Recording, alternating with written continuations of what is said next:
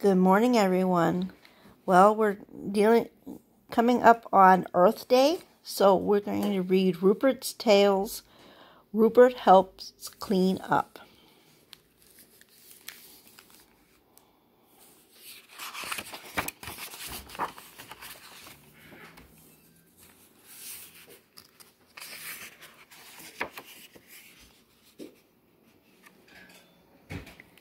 Rupert the rabbit was far from his usual place, away from the meadow that was a round kind of space.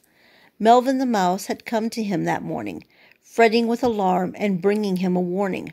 "Come with me," he said, his eyes full of worry. "I need your help today." Melvin didn't wait for him to answer. He just ran quickly away. Rupert followed Melvin through the meadow and thick grove of trees, right through the heart of the tall cypress with their long knobby knees. "Hurry," he called. "There's no time to waste. She'll drown if you don't really make haste." Rupert was taken by surprise that his friend could run so fast, but understood the problem when they stopped near a lake at last. There, right near the shore, was a duck with something covering her head. Rupert had never seen such a thing, but it filled his heart with dread. She couldn't see anything, or even tell up from down. Melvin was right. Without his help, the duck might even drown.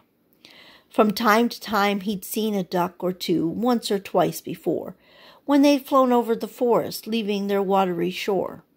But he'd never seen one close like this, and didn't know what to do. For Rupert, webbed feet and sharp duck bills were something that were brand new. "Hurry now," Melvin told him. "Take that awful bag off her head." "I'm not tall enough," he explained, "or I'd do it myself instead." Rupert hopped closer to the frightened duck, watching her thrash about. He could see Melvin was right. It was up to him to help her out. "Hold still for a moment," Rupert said, talking loud so she could hear. She was thrashing about, squawking and crying as Rupert came near. "I'll take that thing off your head," he told her, "and you'll soon be all right." Then Rupert grabbed the thing with his teeth, pulling and holding on tight. The bag had an awful taste, nothing at all like grass or clover. He spit the thing out, glad that part of the rescue was now over. "Thank you," quacked the duck, her big round eyes filled with relief and delight. "But what is it?" "Oh, I'm sorry." She shivered, saying, "That awful thing gave me a terrible fright." "But what is it?" asked Rupert, as he sniffed at it there on the ground. "I've never seen anything like this before, just lying around."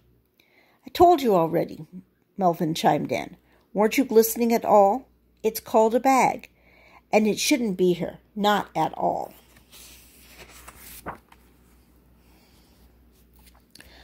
"A bag?" Rupert asked, with one eyebrow raised and a frown on his face. "But what does it do, and why is it here? Who put it in this place?" "This bag is made of plastic. It's something people use for many things. For them, it's very useful, but for us, disaster is all it brings." "Oh," said the duck, "there are a lot of these bag things laying all around. In the bushes, under the water, just look, all over the ground."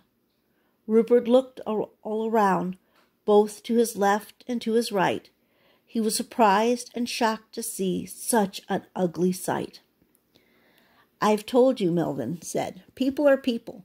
They're not like you and me.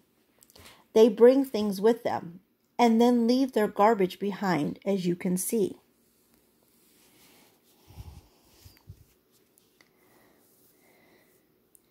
But Rupert had seen many people before, there by his favorite tree. They came and they went without ever leaving any garbage he could see.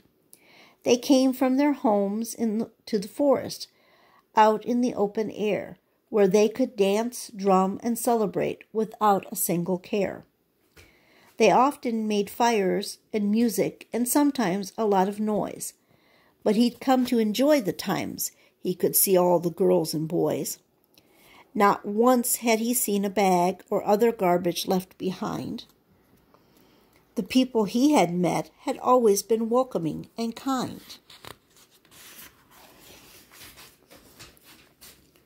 Still, he could see what Melvin said was true with his very own eyes.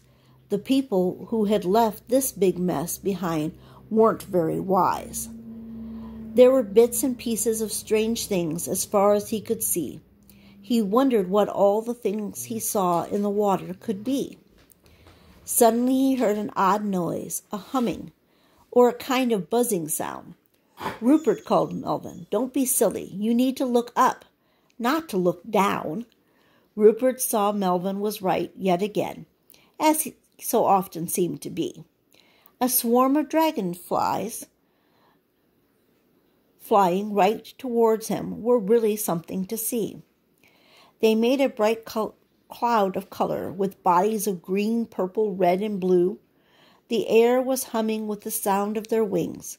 The ground beneath him was too. "Daphne, Daphne," he heard several tiny voices shouting with alarm. "Come quickly, or you must hurry, and Shelley may soon come to harm." Rupert saw Melvin turn to the duck with worry in his eyes. "Hurry now, Daphne," he told her. "Make those webbed feet of yours fly."